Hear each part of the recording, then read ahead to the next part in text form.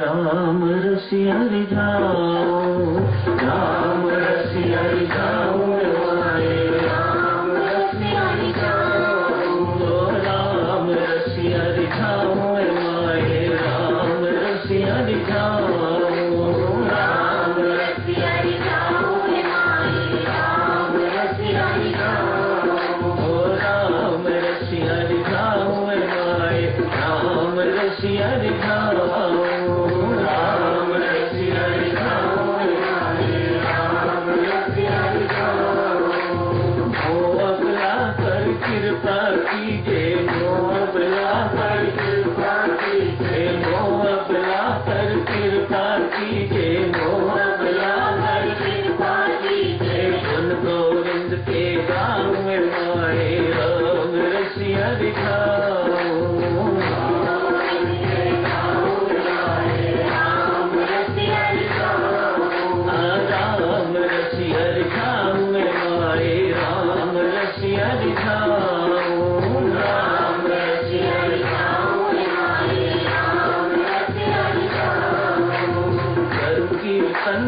कीर्तन आगे कर कीर्तन में, कीर्तन आगे कर कीर्तन में, कीर्तन आगे कर कीर्तन में, कीर्तन आगे। तो प्रीतम पद पाऊँ माए, राम रसिया रिझाओ, राम रसिया रिझाओ माए, राम रसिया रिझाओ, राम रसिया रिझाओ माए, राम रसिया रिझाओ, राम रसिया रिझाओ माए, राम रसिया रिझाओ, राम रसिया रिझाओ माए, राम रसिया रिझाओ, राम रसिया रिझाओ माए, राम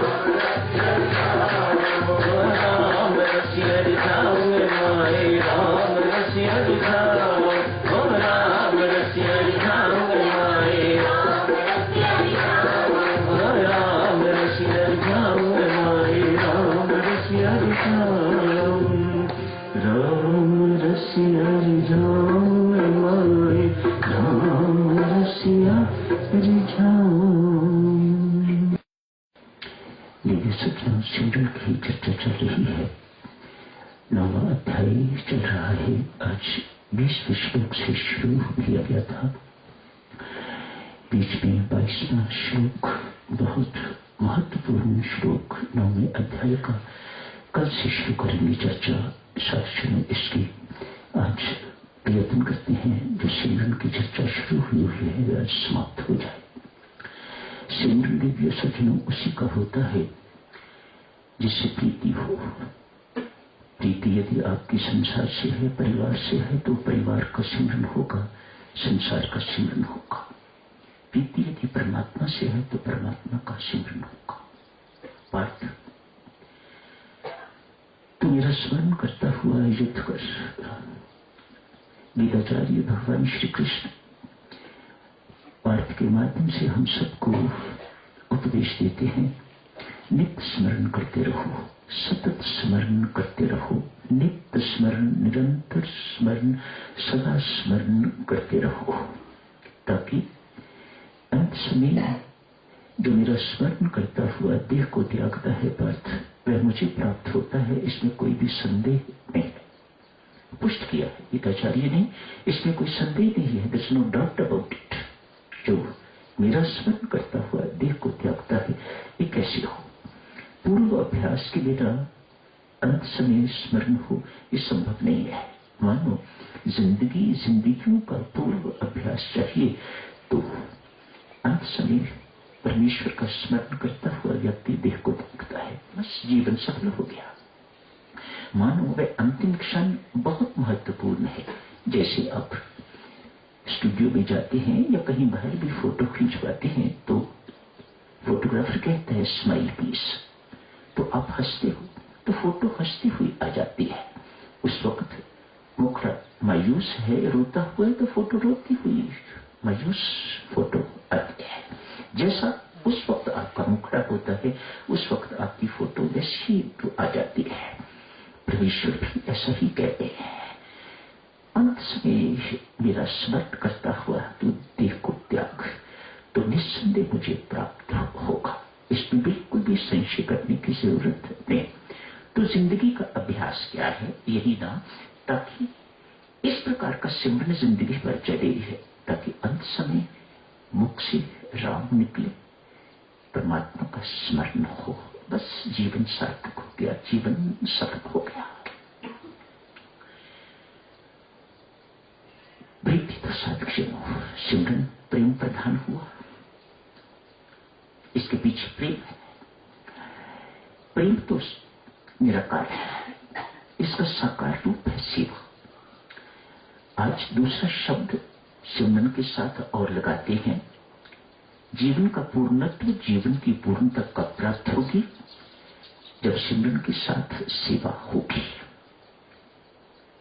याद रखो भक्तजनों, अकेली सेवा आप गुरुद्वारे की करो, मंदिर की करो, संसार की करो, किसी की भी करो, वह आपको मुक्ति प्रदान नहीं कर सकेगी। उसे सिमरन का बल मिलना चाहिए, उसे परमात्मा की कृपा का बल मिलना चाहिए, उसे ध्यान, भजन इत्यादि का, जप इत्यादि का बल मिलना चाहिए, तो जीवन में पूर्णता आएगी। ये भी है, ये भी सत्य है, केवल सिमरन भी जो है वह बहुत कठिनाई से आपको मुक्ति देगा। मानव सेवा भी जरूरी है, इन दोनों का होना हमारे जीवन में बहुत जरूरी है, सिमरन एवं सेवा। आपने भी सेवा शब्द अच्छा नहीं लगता तो कोई बात नहीं, आप इसे कर्तव्य पालन समझो। सेवा अर्थात जो परमात्मा ने आपको कर्तव्य दिए हैं, अच्छी पत्नी बनना है, अच्छी बहन बनना है, अच्छी सास बनना है, अच्छी पुत्री बनना है, अच्छे डॉक्टर बनना है, अच्छे इंजीनियर बनना है, अच्छे गृहस्थ बनना है, अच्छे ऑफिसर बनना है, अच्छे पिता बनना है, अच्छे पुत्र बनना है, अच्छे जमाई बनना है। ये सारे के सारे कर्तव्य देवी परमात्मा ने हमें दिए हैं, हम अपनी मर्जी से नहीं बने हुए। परमात्मा ने हमें कर्तव्य दिए हैं और वह हमसे अपेक्षा रखता है कि ये सारे के सारे कर्तव्य दायित्व व्यक्ति सही ढंग से निभाए। अन्यथा जैसे बच्चा किसी भी सब्जेक्ट में फेल हो जाता है तो उसकी रीअपियर आ जाती है, कंपार्टमेंट आ जाती है, आपको इस सब्जेक्ट में फिर अपीयर होना पड़ेगा। तो पुनर्जन्म, परमात्मा के घर का रीअपियर अर्थात पुनर्जन्म। जाइएगा, जो कर्तव्य आपको दिया था आपने उसे पूरी तरह से नहीं निभाया, अभी आप मेरी सेवा के योग्य नहीं हो।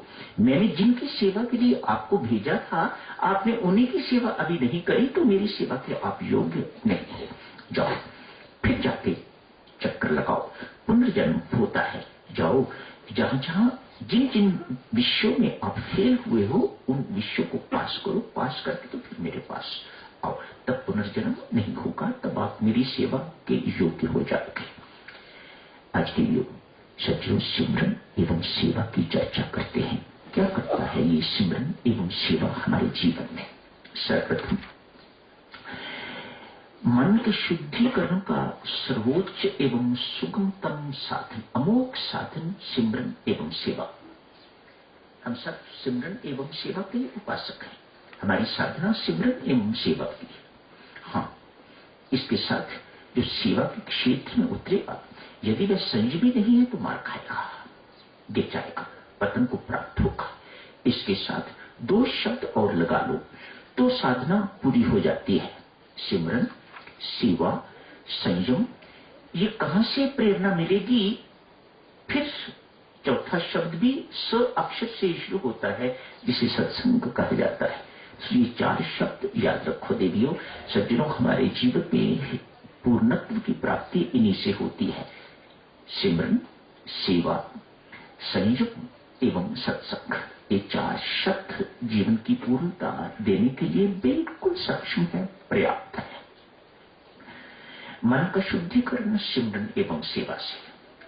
आज साधक एक युवक बाबा नानक के पास आया।